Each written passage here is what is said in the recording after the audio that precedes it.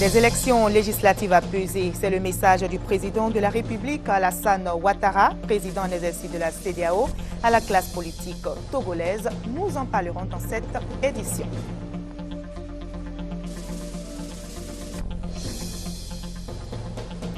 Un ultimatum de 3 mois vient d'être donné aux hommes d'Amadé Ouremi pour libérer la forêt classée du Mont Péko qu'ils continuent d'occuper illégalement. C'est une injonction du ministère en charge de la Défense.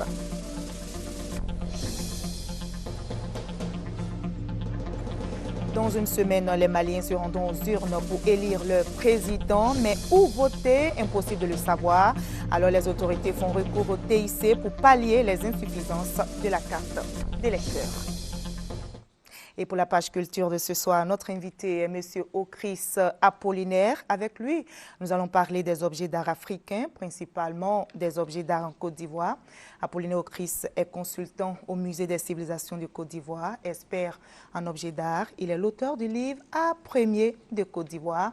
Nous allons nous entretenir avec lui dans une trentaine de minutes. En attendant, direction le Togo. Des élections législatives apaisées. C'est le message du président de la République, Alassane Ouattara, président en exercice de la CEDEAO, à la classe politique togolaise à Lomé, où il s'est rendu après la tenue du 43e sommet de la CEDEAO à Abuja, au Nigeria. Le chef de l'État ivoirien a multiplié les rencontres. Ces consultations ont débouché sur un consensus de toute la classe politique pour la tenue d'élections législatives transparentes et apaisées. On fait le point avec Viviane Aimé. Au terme de consultations patientes et longues avec l'opposition togolaise qui ont duré tout l'après-midi de ce vendredi pour s'achever aux environs de 20 h, le chef de l'État ivoirien, le président Alassane Ouattara, président en exercice de la CEDEAO, qui était accompagné dans cette médiation par le chef de l'État nigérian, Goodluck Ebele Jonathan, a eu une dernière rencontre au palais présidentiel avec le président togolais Faure Gnassingbé.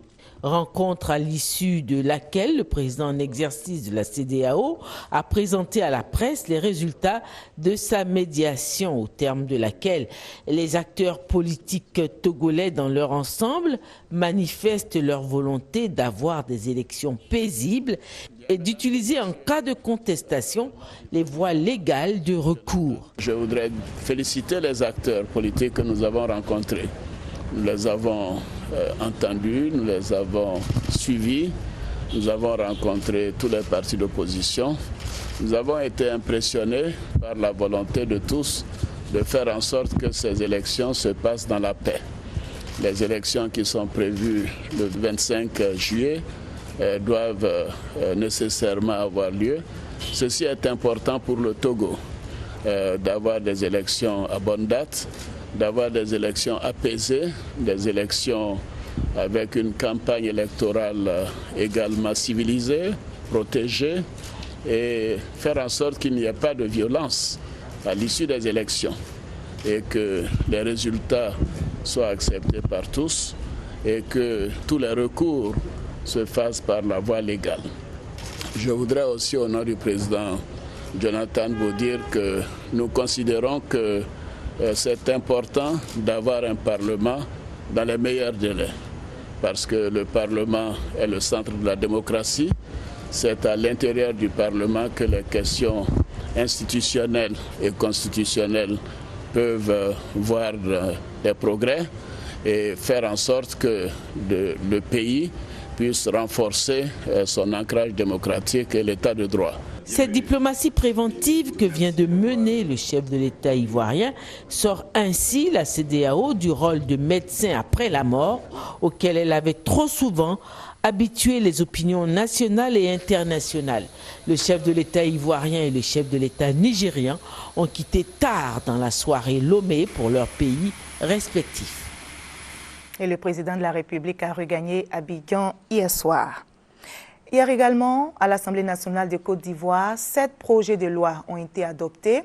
Les députés ivoiriens réunis en séance plénière ont adopté, entre autres, le projet de loi autorisant le président de la République à ratifier les conventions internationales. Plus d'explications avec Léon Bro. Ça y est, La Côte d'Ivoire désormais au scanner de la communauté internationale, du moins africaine, en ce qui concerne notamment les bonnes pratiques de la démocratie, des élections et de la gouvernance. Elle doit également assainir son milieu des affaires, adapter son système de production des données statistiques aux besoins internationaux de développement. L'Assemblée nationale a émis son avis favorable à ce vendredi, autorisant ainsi le président de la République à ratifier 4 conventions internationales, dont une pour la redynamisation du Conseil de l'Entente. Les députés ont également voté la loi portant code des postes pour la relance du secteur, la sécurité et la sûreté des activités postales, en plus de la loi modifiant le budget 2013 de l'État à la hausse de 69 milliards de francs CFA. Le gouvernement a fait une prévision. Le gouvernement a décidé de faire une réaffectation de ses ressources. Le gouvernement vient donc demander à l'Assemblée nationale de donner l'autorisation pour que ceci soit effectif. C'est ce qui a été fait. Ces 69 milliards à des projets qui sont prioritaires. Il y a l'école, notamment l'université. Vous avez l'agriculture. Vous avez vu qu'on vous a parlé de la riziculture. Je voudrais juste m'arrêter au niveau de ces 2 projets pour vous dire qu'on a fait une ventilation de ces 69 milliards sur des projets prioritaires. La 7e et dernière loi prise par l'Assemblée nationale à sa séance plénière de ce vendredi vise à protéger les populations et l'environnement contre les déchets toxiques émanant de l'énergie, du nucléaire et des substances qui en dérivent. Cette loi énonce le cadre légal d'exercice de toute activité à base de produits radioactifs, par exemple. Ils sont appelés aux urnes demain dimanche dans 4 circonscriptions. Il s'agit des électeurs d'Ayamman, de Bétier, de Doropo pour les municipales et de Thiologo pour les régionales. Ces nouvelles élections locales sont organisées conformément au verdict des recours en annulation déposés devant la Cour suprême à l'issue des élections locales couplées du 21 avril dernier. Et justement, à la veille de ces élections, quelle est l'ambiance sur le terrain, notamment à Bétier où se trouve notre envoyé spécial Francis Boifo. Bonsoir Francis, quelle est l'ambiance à Bétier à la veille de ces élections? Marie-Laure, bonsoir. Bétier où nous nous trouvons est distant d'Abidjan de 160 km en passant par Adzofé et Yakati à Tobrou et à 300 km par Abengrou dans la région de l'Indénié du Ablais, à l'est de la Côte d'Ivoire. À Bétier, la ville est calme, plus de t-shirts ou de gadgets à l'effigie des candidats. C'est dire que les populations suivent les conseils de la Commission électorale indépendante CEI. Nous avons sillonné les quartiers généraux des candidats. Chacun s'organisait pour le scrutin de demain. La campagne électorale s'étant bien déroulée, n'ont-ils pas manqué de le souligner. Alors Francis, vous qui êtes sur le terrain, est-ce que vous pouvez nous parler des enjeux du scrutin de demain à Bétier? Le scrutin à Bétier est spécial, contrairement à celui d'Ayamman et de Doropo. C'est qu'à Bétier, les populations n'ont pas voté le 21 avril dernier. À 2 jours du scrutin, les candidats ont été informés par la CEI, c'est-à-dire la Commission électorale indépendante, de ce que les bulletins de vote comportaient des anomalies. Cette fois, les responsables de la CEI locale, que nous avons rencontrés d'ailleurs, indiquent que tout est rentré dans l'ordre. Les électeurs sont donc appelés demain à choisir une seule liste sur les 3 en compétition. Il s'agit de la liste du candidat indépendant Echeki Niamien, de la liste du candidat du RDA Tano Manizan Etienne et de celle du candidat du PDCI RDA Ata Apia Jacques. 3 candidats donc pour un siège. 2 autres enjeux majeurs. D'abord, celui d'une élection apaisée et crédible. Ensuite, le défi du développement. Développement parce qu'à Bétier, les besoins en termes d'infrastructures sont nombreux. Alors Francis, vous avez dit tout à l'heure, vous avez rencontré la CEI locale. Alors vous confirmez que tout est fin prêt pour la tenue du vote demain à Bétier? À Bétier, tout le monde est mobilisé à l'heure qu'il est. La Commission électorale indépendante locale dit avoir tout mis en œuvre pour la réussite du scrutin.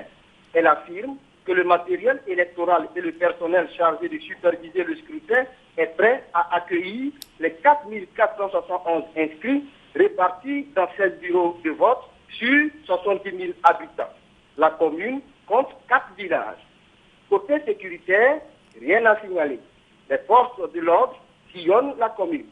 Des éléments de la gendarmerie et de la police nationale ont reçu un appui du détachement des forces républicaines de Côte d'Ivoire, FRI, constitué essentiellement des éléments du bataillon de sécurisation de l'Est, BSE.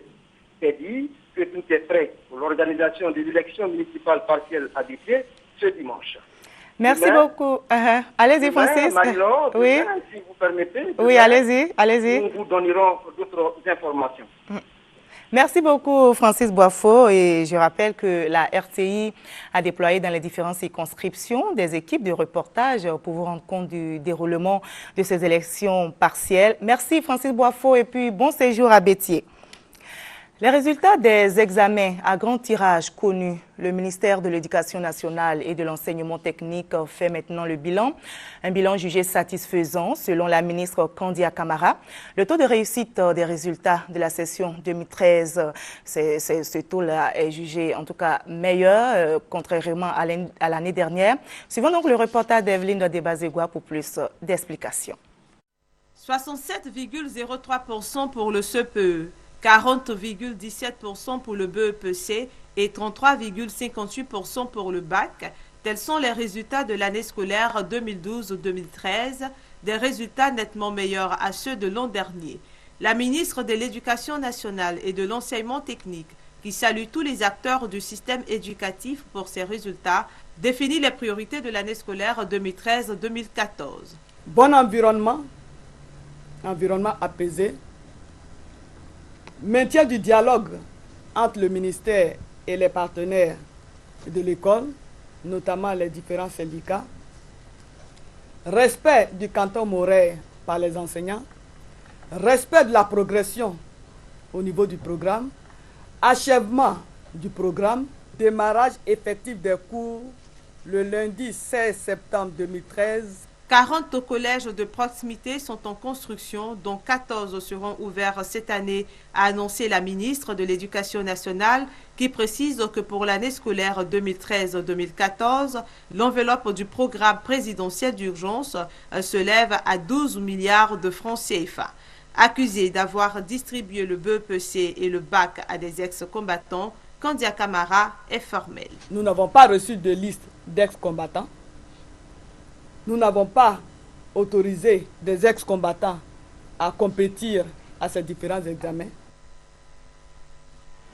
La procureure de la Cour pénale internationale, Fatou Bensouda, est à Abidjan pour échanger avec les autorités ivoiriennes hier après sa rencontre avec le ministre de la Justice, à qui elle a réaffirmé sa volonté de réunir les preuves pour le jugement de l'ex-président ivoirien détenu à La Haye. Fatou Bensouda a été reçue par la ministre de la Solidarité, de la Famille, de la Femme et de l'Enfant, Anne-Désirée Oloto. Le reportage de Francis Boifo.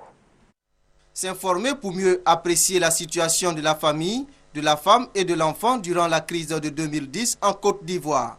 C'est tout l'intérêt des échanges entre la ministre Anne-Désirée Oloto et la procureure de la Cour pénale internationale, Fatou Bensouda. The conflict always affects women and Dans la crise ivoirienne, ceux qui ont été plus touchés, ce sont les femmes et les enfants. Et c'est justement, si vous voyez, les charges qui sont retenues, principalement contre Michel, le président Laurent Gbagbo, il y a justement ces charges contre les femmes. Alors, venir rencontrer sa compatriote africaine, discuter avec elle sur comment prendre en charge, coopérer mieux dans la prise en charge de cette population vulnérable était l'objectif principal. L'objectif donc de ce travail est de faire en sorte que la Cour puisse apprécier, n'est-ce pas, avec beaucoup d'objectivité et de façon sereine. Et nous devons donc, en tant que membres du gouvernement, nous mettre à la disposition de toutes ces bonnes volontés, n'est-ce pas, qui cherchent à rétablir les faits dans leur véracité. Je voudrais en tout cas soutenir cette démarche, qui est une démarche pour la réconciliation, une démarche pour la paix et une démarche pour le rétablissement de la confiance entre les Ivoiriens et leur gouvernement, entre les Ivoiriens et les autorités, mais entre les Ivoiriens et le monde entier également. Devant la presse, la procureure de la Cour pénale internationale a dit la détermination de l'institution qu'elle dirige à rendre justice sur les actes de violence commis en Côte d'Ivoire durant la crise post-électorale. Je vous l'annonçais en début de journal, un ultimatum de 3 mois vient d'être donné aux hommes d'Amadé Ourémy pour libérer la forêt classée du Mont Péko qu'ils continuent d'occuper illégalement. C'est une injonction du ministère en charge de la Défense, nous dit Mamadou Kwasi. En se rendant dans la forêt classée du Mont Péko, située à 25 km de Diokwe, le ministre en charge de la Défense, Paul Kofi Kofi, avait un message du gouvernement à l'endroit des populations du campement créé par Amadé Ourémy, ancien chef milicien arrêté courant mai 2013. Il faut désarmer tous ceux qui ont des armes ici. Je leur donne 1 mois. S'ils ne déposent pas les armes, nous allons les arrêter, fouiller toutes les maisons. Deuxièmement, vous allez évacuer les forêts. On va vous donner 3 mois, le temps de faire les bagages. L'État va reprendre son espace. Paul Kofi Kofi a également annoncé que passé ces délais, les forces ivoiriennes investiront toutes les forêts pour des fouilles et que tout contrevenant sera arrêté, traduit devant les tribunaux. Les mesures du gouvernement ont rencontré l'adhésion de ceux qui occupent encore illégalement la forêt classée du Mont Péko. Ce que l'État veut, c'est ça qui sera. Nous, on n'a pas d'autre parole pour refuser les défensiers. Après la forêt classée, Paul Kofi Kofi et sa délégation sont rendus à Bagowo, à une dizaine de kilomètres du campement de Amadé Ourémy. Le ministre en charge de la Défense a félicité les populations pour le calme observé à l'endroit des habitants du campement d'Amadé Ourémy à l'annonce de l'arrestation de ces derniers. À leur tour, la population salue les mesures prises par le gouvernement et ont promis d'accueillir les occupants du Mont Péko sur leur terre dans la paix et dans la fraternité. La préoccupation de la grossesse des adolescentes au cœur de la journée mondiale de la population célébrée avant-hier jeudi. En Côte d'Ivoire, cette journée a été célébrée à Soubré, dans la région de la Nawa. Occasion donc pour les autorités d'interpeller sur les dangers liés aux grossesses précoces, aux mariages forcés, dont sont victimes les adolescentes. Le reportage sur place de Chantal Akanda.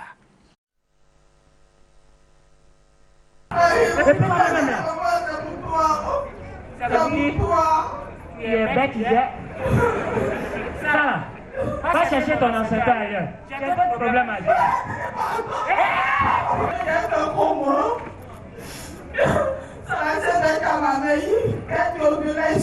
C'est avec beaucoup d'humour que les apôtres du rire, une troupe théâtrale a fait passer un message, celui de sensibiliser les adolescentes sur les préventions et les conséquences liées aux grossesses précoces. Un phénomène qui prend de l'ampleur. Pour le FUNIAP, cela interpelle. Ce qui explique que le Fonds mondial pour la population ait décidé de s'engager auprès du gouvernement ivoirien pour mener la sensibilisation. Les dirigeants doivent reconnaître résolument la relation complexe qui existe entre la croissance économique et le développement humain. Grâce à une bonne politique conjuguée de santé et d'éducation, on peut transformer la masse d'adolescentes en une population effectivement active et qualifiée, avec des compétences susceptibles de favoriser l'augmentation de la productivité, de la croissance économique et de la richesse nationale. Pour le gouvernement ivoirien, l'avenir du pays repose sur les adolescentes, sur les jeunes, potentiels acteurs et leviers de reprise économique. Le gouvernement saisit l'opportunité de cette célébration pour inviter tous les acteurs à fédérer leurs énergies en vue d'éradiquer la survenue des grossesses chez nos filles, en particulier en milieu scolaire. C'est une question qui doit nous mobiliser tous. L'éducation des enfants ne doit pas être laissée à la charge de l'école seulement. L'éducation commence à la maison. Ensuite, l'école complète. Et puis, la société poursuit. La journée mondiale de la population, célébrée à Soubré autour du thème « Problème de grossesse chez les adolescentes, quelle solution pour une Côte d'Ivoire émergente à l'horizon 2020 ?» est une occasion de maîtriser la fécondité des adolescentes et les interpeller à une meilleure prise de conscience. La Direction générale des douanes retrousse ses manches pour venir à bout de la fraude et des nouveaux fléaux qui minent l'économie ivoirienne. Elle vient de tenir une rencontre avec des juristes et des opérateurs économiques. Au terme de 5 jours de travaux, un projet de loi sur un nouveau code des douanes et un projet d'arrêté sur le guide de procédure de contrôle après dédouanement ont été décidés. Jean-Jacques Ouamiala pour le reportage. Le code qui régit les douanes ivoiriennes existe depuis 1964. Près de 50 ans après, ce code n'est plus adapté aux réalités. Quant au guide de procédure, des contrôles après dédouanement, certains de ces tests méritaient d'être revus et corrigés. À Grand-Bassam, douaniers, juristes et opérateurs économiques ont réfléchi sur la question. Un projet de loi sur un nouveau code des douanes et un projet d'arrêté ministériel sur les guides de procédure et de contrôle après dédouanement ont été élaborés. Le séminaire vise à assurer la conformité du code des douanes aux dispositions du code des douanes de l'UMOA et à celle de la convention de Kyoto révisée, ainsi qu'à celle du cadre des normes CEF. Un objectif qui prend en compte la sécurisation de l'économie de la Côte d'Ivoire. Quand vous prenez par exemple le e-commerce, en 1964, ce sont des choses dont on ne parlait pas. Le délit de contrefaçon n'existait pas du point de vue purement douanier. Un autre changement qui va intervenir, la lutte contre le blanchiment de l'argent sale, qui n'était pas prévu dans le code de douane actuel. Ce projet de code de douane, s'il est bien appliqué, son impact au niveau des recettes pourra être positif. Ce résultat peut être atteint par la mise en œuvre des grandes réformes qui visent à rendre cette administration financière moderne, modèle et performante. Et pour l'année 2013, ce sont plus de 1200 milliards de francs CFA que les douanes doivent mobiliser dans le budget de l'État de Côte d'Ivoire. La Côte d'Ivoire et la Roumanie renforcent leur coopération. Ils sont nombreux les étudiants ivoiriens qui ont reçu leur ticket de voyage pour suivre des études en Roumanie. Beket Aliko, Adama Kone. Excellente relation d'amitié et de coopération entre la Côte d'Ivoire et la Roumanie. Une quarantaine de jeunes Ivoiriens effectuent en ce moment des études à l'université de Bucarest en Roumanie.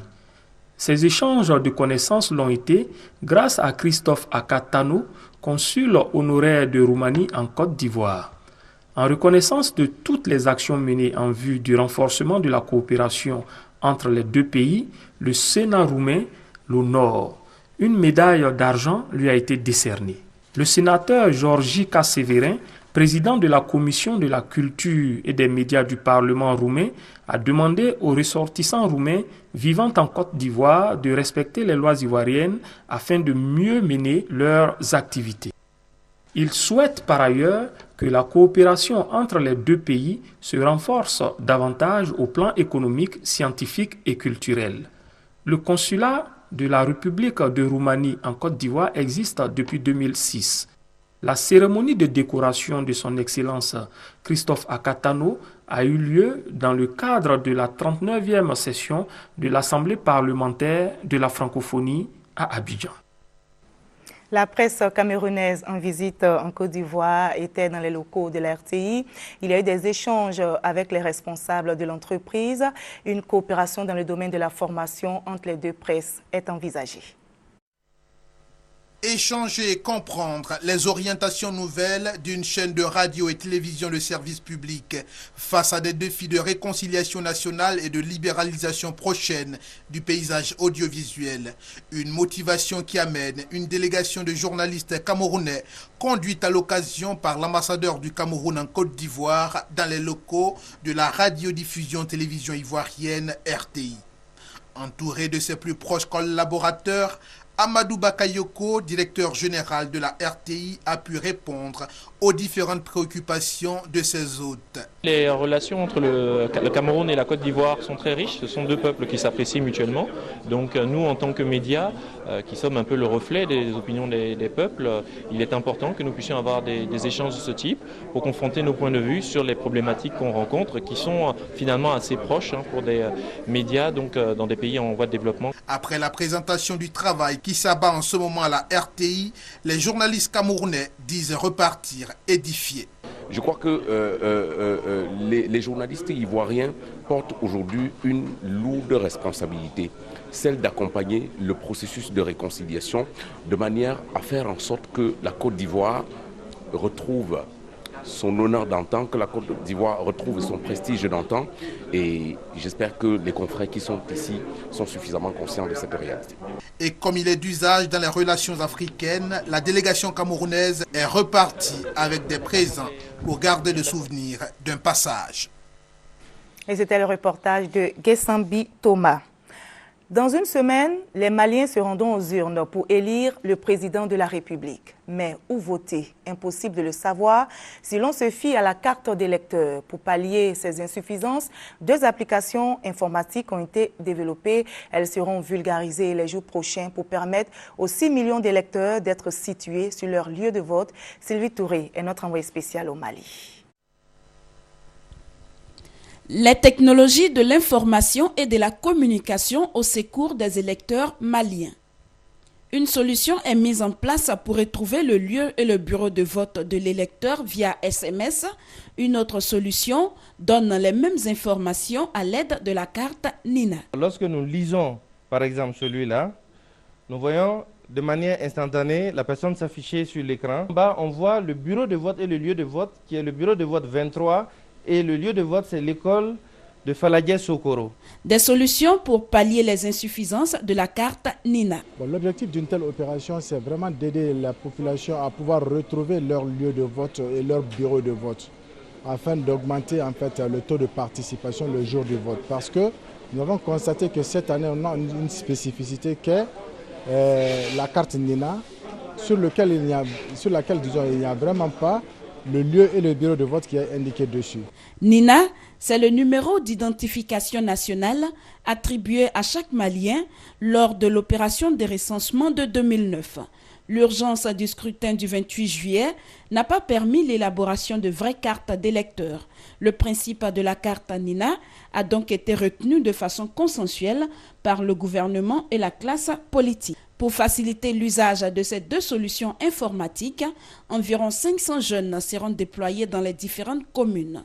Ils seront équipés de téléphones, d'ordinateurs portables et de lecteurs de code-barre, une action qui s'impose dans un pays où le taux d'alphabétisation est estimé à seulement 31% par l'UNICEF. Et on reste au Mali, où 5 personnes chargées de la distribution des cartes électorales en vue du scrutin présidentiel malien du 28 juillet prochain ont été enlevées aujourd'hui même dans la matinée à Tessalit, c'est dans le nord de Kidal. Des éléments armés du MNLA sont mis en cause dans ces enlèvements. Et cette nouvelle heureuse pour la rédaction des RTI1, c'était le 15 juin dernier qui se sont unis pour la vie. Fatou Fofana, journaliste présentatrice du journal de 23h sur RTI1, est désormais Madame Camara. Le mariage a été célébré à la mairie de Treichville et Gabriel Zani était là. Le 15 juin 2013, ils se sont dit oui. Camara Lassiné et Fatou Fofana ne forment plus qu'un. Ils sont désormais Monsieur et Madame Camara devant Dieu et devant les hommes. Oui. Oui. La salle de mariage de la mairie de Treichville a refusé du monde ce samedi. Parents, amis et connaissances n'ont pas voulu manquer l'événement. Les agents de la RTI non plus. Et pour cause, la mariée est journaliste présentatrice. Elle fait partie de la grande famille de la Maison Bleue. Après la mairie, le cap est mis sur la salle des fêtes de l'ATCI à Makori à Numabo. Le bonheur se lit sur le visage aussi bien de Monsieur et Madame Camara que des convives venus apporter soutien et bénédiction aux jeunes couples.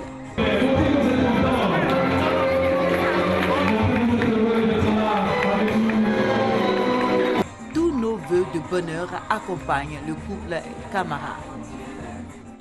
Voilà, et c'était la ravissante Fatou Fofana, désormais Madame Camara, que vous retrouverez dans nos prochaines éditions de 23h. Scandale d'amour, c'est le tout nouveau et premier ouvrage d'un jeune auteur ivoirien. C'est un recueil de nouvelles qui relate des histoires d'amour, parfois compliquées, découvertes. Il avait aimé une femme. Il avait en face de lui un homme. Il ne savait quoi dire, il ne savait quoi faire. Il trouvait l'équation compliquée. Sans se soucier de ce qui se passait, sa famille continuait de préparer le mariage. Entre-temps, dans le cœur du futur marié, se jouait un derby insoutenable. Son coup de foudre deviendrait-il un coup de fou? Ces lignes sont tirées de Scandale d'amour, un recueil de 21 nouvelles. L'œuvre traite d'amour et égrène au fil des nouvelles des histoires d'actualité tant passionnantes que rocambolesques. Inspirée de faits réels et brodée par l'imaginaire d'un auteur qui se décrit comme un bourgeon de la littérature ivoirienne. Giovanni Milledge, pour son premier ouvrage, a puisé dans le foisonnement culturel et le spectaculaire ivoirien. Il y parle d'amour cybernétique, de liaisons interdites et parfois fatales. Tonio qui s'apprête à marier une jeune fille, et Tonio est reconnu par sa belle-mère, sa future belle-mère, comme étant celui qui a assassiné son époux, donc le père de sa fiancée. C'est un ouvrage qui est particulier parce que c'est un ouvrage qui s'attaque au vécu émotionnel des uns et des autres. Né en 1978 près de Dabou au sud d'Abidjan, l'auteur, diplômé en droit et en communication, est un pur produit de l'université Félix Houphouët-Boigny de Cocody. Son œuvre est parue aux éditions Harmattan en France en mai 2013. Elle a été présentée et dédicacée à Abidjan samedi dernier. À ce jour, elle est disponible dans les principales librairies. Le reportage de Christelle Menant était commenté par Alexis Ouedraogo. À présent, c'est l'heure de la page culture. Notre invité est M. Okris Apollinaire. Oui, nous allons parler avec lui des objets d'art africains, principalement des objets d'art en Côte d'Ivoire. Merci, M. Okris, d'avoir répondu à l'invitation de RTI 1. C'est moi qui vous remercie de m'accueillir sur votre plateau. Voilà, je tiens entre mes mains le livre. Il est intitulé « Art premier de Côte d'Ivoire ». Un ouvrage pour parler des objets d'art. Quel est l'intérêt?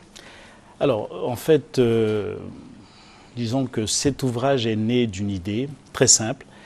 Faire connaître aux jeunes Ivoiriens, aux intellectuels aussi, bien évidemment, l'art de chez nous.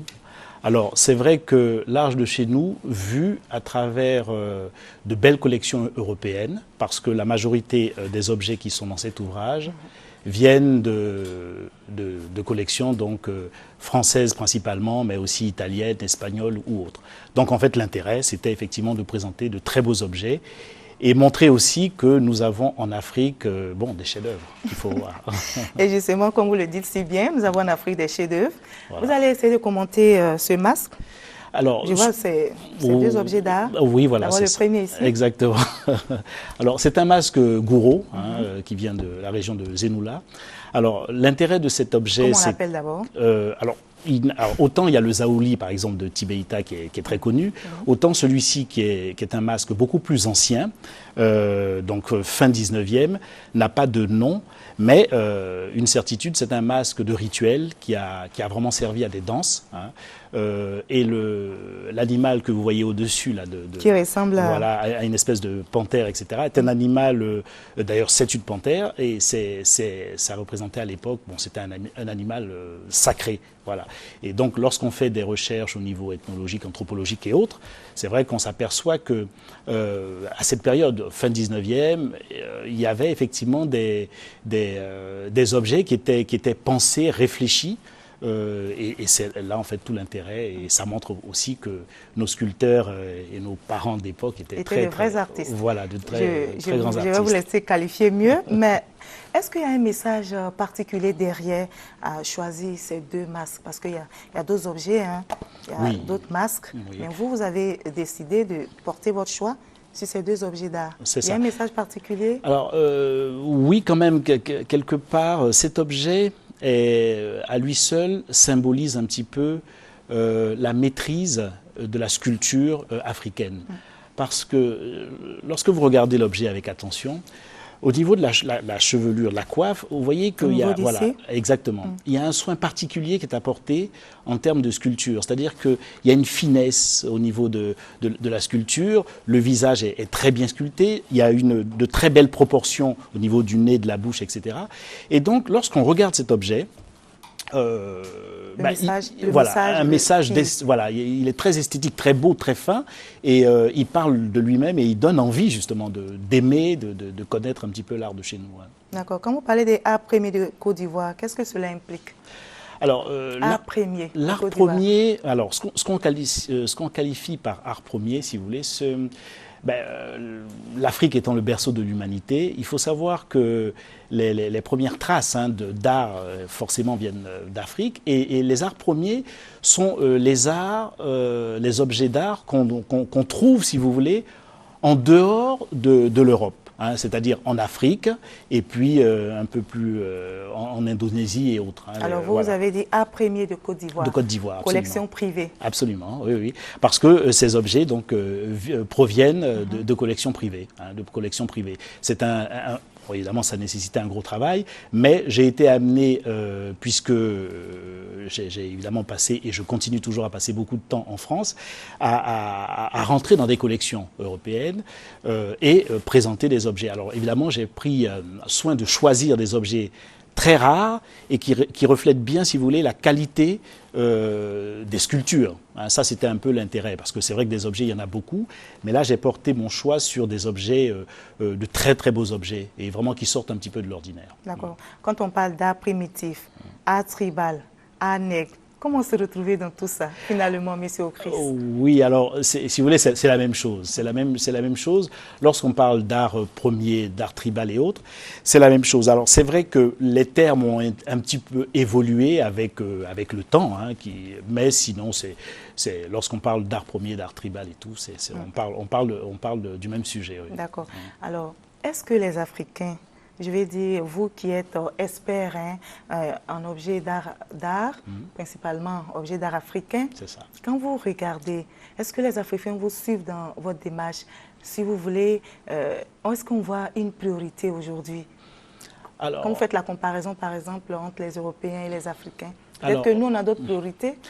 Oui, l'Afrique a ses priorités. Cela dit, il faut quand même comprendre une chose, c'est qu'il y a une vingtaine d'années, lorsque on peut dire j'ai commencé vraiment à m'intéresser à l'art tribal d'Afrique en général, effectivement, sur mon chemin, dans mes recherches, dans mon travail, je rencontrais très peu d'Africains. Il y en avait vraiment très peu. Aujourd'hui, nous sommes en 2013, je peux vous dire que les temps ont changé aussi bien en Europe qu'en Afrique. Il y a un intérêt. Il y a vraiment un intérêt. Alors, faisons référence au Musée des civilisations de Côte d'Ivoire. Voilà. Vous êtes même le consultant. Voilà. Alors aujourd'hui, très peu de personnes fréquentent même ce musée. C'est vrai.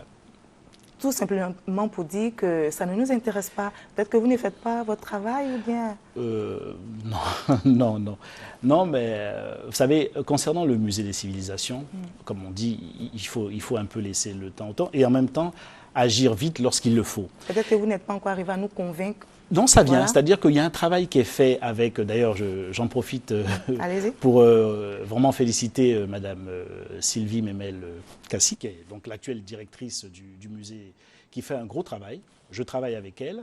Et j'en profite aussi pour remercier le ministre aussi, qui est vraiment à pied d'œuvre. Il faut savoir que les autorités, quand même, s'intéressent beaucoup au musée des civilisations. Parce que justement, autant avant, on n'avait pas l'information, mais aujourd'hui, on sait qu'en Europe, il y a de grands musées. Pour ne citer que celui-ci, le musée du Quai Branly, qui a été construit par Chirac à l'époque, est un musée extraordinaire. Donc, pourquoi ne pas créer d'aussi beaux musées en Afrique, d'où proviennent les objets. Qu'est-ce que vous proposez justement en tant que consultant? Alors justement, que vous faites? Alors justement, vous avez déjà fait sortir un livre. Un ouvrage vient de paraître. Alors le deuxième pas, c'est quoi? Alors le deuxième pas, c'est un ouvrage. Vous faites bien de me poser la question. C'est un ouvrage qui est en préparation, un ouvrage vraiment d'envergure mondiale. C'est-à-dire que l'objectif de cet ouvrage sera de présenter une sélection des plus beaux objets de notre musée national. D'une part, faire cette sélection, les présenter par le biais d'un ouvrage. Bon, Monsieur le Président de la République, son Excellence, M. Alassane Ouattara, sera sollicité pour la préface et M. Maurice Kwaku Mandaba, donc le ministre de la Culture, sera aussi sollicité pour l'introduction de l'ouvrage. Bon, cet ouvrage aura pour objectif de vulgariser, de faire connaître au monde entier les trésors qui sont détenus jusqu'à présent dans le musée, au musée national. Et c'est très, très, très important parce qu'on a l'impression... Parce que ça nous apporte beaucoup. C'est très important. Allez-y, absolument. Pour terminer, c'est très important parce qu'il faut savoir que autant, vous le disiez au début, en Europe, il y a un engouement. L'Européen est très friand d'objets d'art. Ils sont prêts à un peu tout pour acquérir. Autant en Afrique, on a ce retard-là. Mais on peut le rattraper en mettant justement en valeur nos musées. Parce que ça va nous donner, par exemple, au niveau de l'économie, etc. Absolument, okay. Bien sûr. Merci beaucoup, Monsieur Ocris. Merci en tout cas d'avoir répondu à nos questions. C'est moi qui vous remercie. Merci à vous, chers téléspectateurs, de nous avoir suivis. C'est la fin de cette édition. Merci à vous tous de votre attention.